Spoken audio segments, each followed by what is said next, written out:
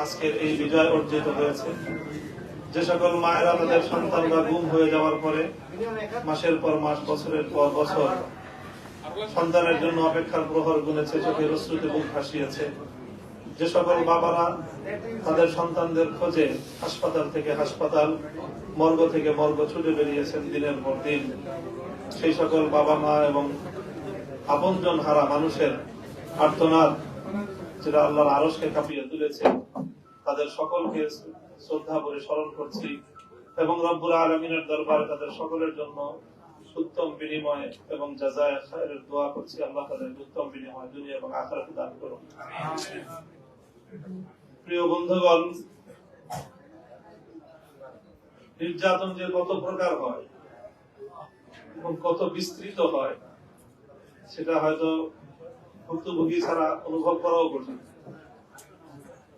এই ডিজিটাল প্রযুক্তির যুগে ডিজিটাল নির্যাতন যে হয় এটা কি আপনারা জানেন? আমি ডিজিটাল নির্যাতনের শিকার। এই যে এখন তো সামাজিক যোগাযোগ মাধ্যমের ব্যাপক উৎকর্ষতার সময় এবং খুব প্রভাবক একটা মাধ্যম। এই সামাজিক যোগাযোগ মাধ্যমে এখন যে অবস্থা এখনো বিরাজমান সেটা হলো, যে কেউ যদি ফেসবুকে মামুনুল হক নাম লেখেন তাহলে তার আইডি এটা দীর্ঘদিনের জন্য ফেসবুক কর্তৃপক্ষের পক্ষ থেকে রেস্ট্রিকশন দিয়ে দেওয়া হয়। গত রাতে একটা বেশ জনপ্রিয় একটা ফেসবুক পেজে একটা লাইভ সাক্ষাৎকার আমি দিচ্ছিলাম, ফেস দ্য পিপল। প্রায় 15 লক্ষের উপর বেশি তার ফলোয়ার এই পেজের সাথে সম্পৃক্ত লাইকার। আমার সাক্ষাৎকার কিছুক্ষণ চলার মধ্যেই ফেসবুক কর্তৃপক্ষের পক্ষ থেকে লাইভটাকে তো শুধু বুক করা হয় নাই, বরং এই পেজটাকে 1 বছরের জন্য রেস্ট্রিকশন দিয়ে দেওয়া হয়েছে। কেন? মামুনুল হককে প্রচার করবে। মানে জুলুম এবং নির্যাতনের কত ধরনের হয় এটা একেবারে সর্বশেষ বললাম যে এই নির্যাতনটা আমি খুব একটা বেশি অনুভব করি না, কারণ আমার উপর আরো এত নির্যাতন আছে সেগুলোর দায় মানে সেগুলোর হিসাব করতে করতে এটার সাথে এই একটা বিষয়ের সাথে হাজারো হাজারো মানুষ যারা অন্তত আর কিছু করতে না পারুক ফেসবুকে একটু আমার জন্য দোয়া কামনা করবে, মুক্তি কামনা করবে, সেই পথটা রুদ্ধ করে দিয়েছে জালিমরা। আমি আমার বিষয়টা এখানে বলতে চাচ্ছি না, বলতে চাচ্ছি যে জুলুম যখন এভাবে মাত্রা এবং সীমা অতিক্রম করে সেটা মনে রাখতে হবে যে জুলুম এমন একটি অন্যায় এবং এমন একটি অপরাধ যে মাজলুম যখন জুলুমের শিকার হয়ে তার হৃদয়ের গহীন থেকে একটি আর্তচিৎকার বেরিয়ে আসে, একটি আহ শব্দ উচ্চারিত হয়, হয়তো তার পার্শ্ববর্তী তার একান্ত ঘনিষ্ঠ জন তার হৃদয়ের সেই আকুতি শুনতে পায় না, কিন্তু সঙ্গে সঙ্গে তার সেই হৃদয়ের আকুতির আওয়াজ পর্যন্ত পৌঁছে যায়, আল্লাহর দরবারে পৌঁছে যায়। শুধু পৌঁছে যায় তা নয়, ইত্তাকি দাওয়াতাল মাজলুম ফাইন্নাহু লাইসা বাইনাহু ওয়া বাইনাল্লাহি হিজাব। মাজলুমের এবং আল্লাহ পাকের মধ্যখানে কোনো পর্দা নেই, এবং সঙ্গে সঙ্গে আল্লাহর পক্ষ থেকে রিপ্লাই চলে আসে। সঙ্গে সঙ্গে আল্লাহ তার আর্তনাদ শুনেন এবং সঙ্গে সঙ্গে রিপ্লাই দেন, প্রতিউত্তর দেন। আল্লাহর পক্ষ থেকে প্রতিউত্তরটা আসে হলো লা আনসুরান্নাকা ওয়ালাউ বা'দা হিন, হে মাজলুম আমি তোমাকে কথা দিচ্ছি অবশ্যই অবশ্যই অবশ্যই, 3টা অবশ্যই বলে আল্লাহ বলতেছেন আমি তোমাকে সাহায্য করবই। হতে পারে একটু বিলম্ব, 5 বছর না 10 বছর, 10 বছর না হয় 15 বছর, 15 বছর না হয় 15.5 বছরের মাথায় তোমার জন্য ইনশাআল্লাহ সাহায্য চলেই আসে। আলহামদুলিল্লাহ। আসলে মূলত এই বিজয়ের মূল উৎসটা হলো আমাদের এই বিস্তৃত জনপদ জুড়ে মাজলুমের আর্তনাদ। কাজেই এখান থেকে যে শিক্ষণীয় বিষয়, যেটা একটি কথা যে ইতিহাস থেকে যে শিক্ষা নেওয়ার যে বিষয়, প্রবাদ আছে যে ইতিহাসের সবচেয়ে বড় শিক্ষা হলো ইতিহাস থেকে শিক্ষা নেয় না। ইতিহাসের সবচেয়ে বড় শিক্ষা হলো ইতিহাস থেকে মানুষ শিক্ষা নেয় না। আমরা মনে করেছি শুধু জুলুমের কারণে শেখ হাসিনারই বিচার হয়েছে, আমি জুলুম করলে আমার তো বিচার হবে না। না, বিষয়টা এমন না। রাষ্ট্রের আপনার ক্ষমতার চেয়ারে বসে যে জুলুম করবে তারও যেমন আল্লাহ বিচার করবেন। আপনি যতটুকু জায়গা আপনার স্পেস রয়েছে ব্যক্তিগত ক্ষেত্রে, আপনি একটি ছোট্ট পরিসরের আপনি দায়িত্বশীল, আপনি একটি ছোট্ট কমিটির দায়িত্বশীল, আপনিও যদি সেখানে দায়িত্বের ক্ষেত্রে কোনো অবিচার করেন তাহলে মনে রাখতে হবে যে অবিচার এবং জুলুম এটা এমন এক অপরাধ যে এটা আল্লাহ পাক রব্বুল আলামিন কোনোদিনও ক্ষমা করবেন না। অন্য সকল অপরাধ আল্লাহ ক্ষমা করে দেন, ক্ষমা করেন অনেক সময়, কিন্তু জুলুম এবং অবিচারের যে অপরাধ আল্লাহ এটা ক্ষমা করেন না। ভাইয়া হাদিসের মধ্যে বর্ণনা রয়েছে যে পৃথিবীর অনেক জাতিকে আল্লাহ ধ্বংস করে দিয়েছেন শুধু এই অন্যায়ের কারণে যে তারা বৈষম্য করত, পুরো জাতিকে আল্লাহ ধ্বংস করে দিয়েছেন। যাই হোক, এই দীর্ঘ ওয়াজ করা আমার উদ্দেশ্য না। আমার আলোচনার উদ্দেশ্য হলো এই যে একটা বৈষম্যের হাত থেকে আমরা মুক্তি পেয়েছি, এর সবচেয়ে বড় শুকরগুজারি হবে যে আমরা বৈষম্য মুক্ত একটি সমাজ গড়ব। এটাকে আমরা বলি যে শুকর দুই রকম হয়। আমরা আল্লাহ পাকের শুকরিয়া আদায় করব। শুকরিয়াটা দুই প্রকার হয়। একটাকে বলি আমরা যে শুকরে কওলি, অর্থাৎ মুখের ভাষায় শুকরগুজারি আদায় করা, আলহামদুলিল্লাহ বললাম, কিন্তু শুধু মুখের ভাষায় শুকরিয়া এটা আল্লাহর কাছে তত বেশি মূল্যবান নয়। আল্লাহর কাছে তত বেশি এটা আল্লাহর চাওয়া নয়, যতটা বেশি আল্লাহর চাওয়া হলো দ্বিতীয় প্রকারের শুকর, এটাকে বলে শুকরে ফিআলি, কার্যকর শুকর, কার্যের মাধ্যমে শুকরগুজারি আদায় করা, কাজের মাধ্যমে শুকরিয়া আদায় করা।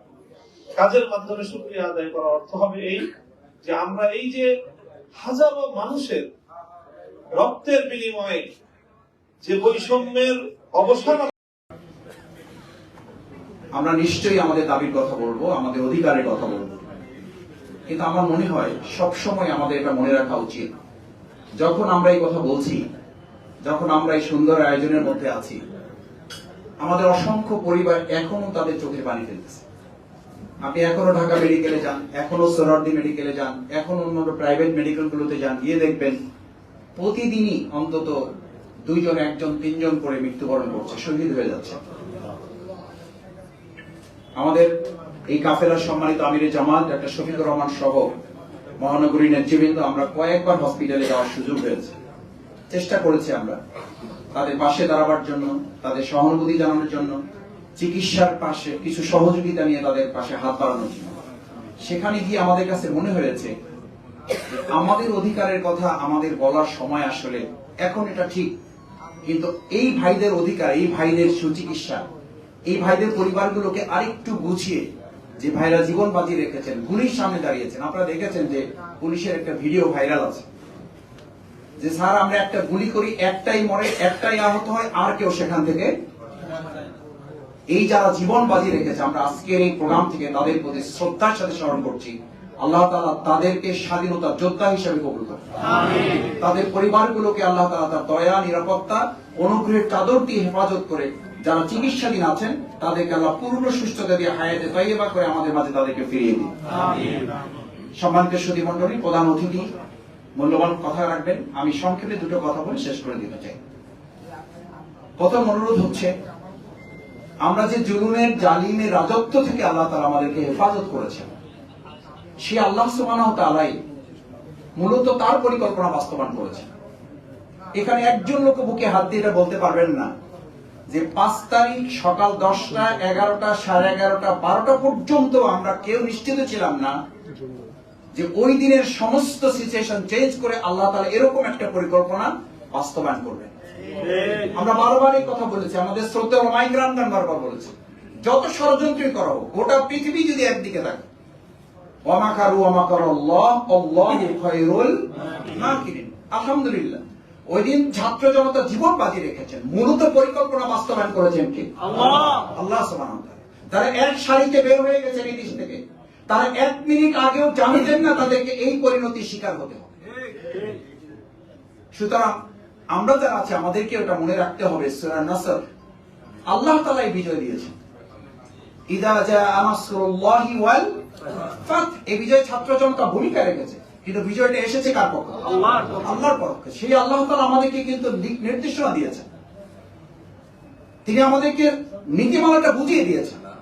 ওয়ারাআইতান নাসা ইয়াদখুলুনা ফি দীনিল্লাহি আফওয়াজা, এর মধ্যে কথা বলা আছে। আমাকে আস্তে আস্তে অনেকে বলেছেন, মাসুদ ভাই একটু শক্ত করে বলবেন, যারা আগে ছিলেন তারা দুর্নীতি করেছেন, তাদের ব্যাপারে আমরা মজবুত ছিলাম, আমরা লড়াই করেছি। আর সাথে এটাও বলবেন, আমাকে তারা অনুরোধ করেছেন বা পরামর্শ দিয়েছেন অনেক মুরব্বী আমাকে বলেছেন যে এখন যদি কেউ এটা করে তাহলে শক্ত হাতে দমন করা হবে। ফি দীনিল্লাহি আফওয়াজা। যখন দলে দলে এরকম লোক আসবে, আপনি কাফের চিহ্নিত করে তাদেরকে, জালিম চিহ্নিত করে তাদেরকে আপনি ফেস করতে পেরেছেন। এখন এই দলে দলে আসা লোকদের মধ্যে দু চারটা মুনাফিক থাকবে, তাদেরকে মোকাবেলা করাটা অত সহজ হবে না, কঠিন হবে, কিন্তু এই কাঠিন্যতাটা আমাদের মোকাবেলা করতে হবে। এই ক্ষেত্রে আপনাদের সবচেয়ে বড় কাজ হচ্ছে ঐক্যবদ্ধ ভূমিকা পালন।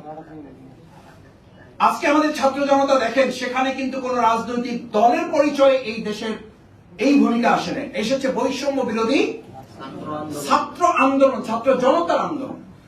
সুতরাং আমরা যেন আজকে আমাদের ব্যক্তি, আমাদের রাজনৈতিক সংগঠন, দল, এই চিন্তার উঠতে উঠে আমরা ইসলাম এবং দেশকে যেন প্রাধান্য দিতে পারি, তাহলে যত দুর্বল অথবা যত সবল, জালিম, মুনাফিক, স্বৈরাচারী, ফ্যাসিস্ট যারাই থাকুক, তাদের মোকাবেলা করা আমাদের জন্য আগামী দিনে কোনো কঠিন কাজ হবে না।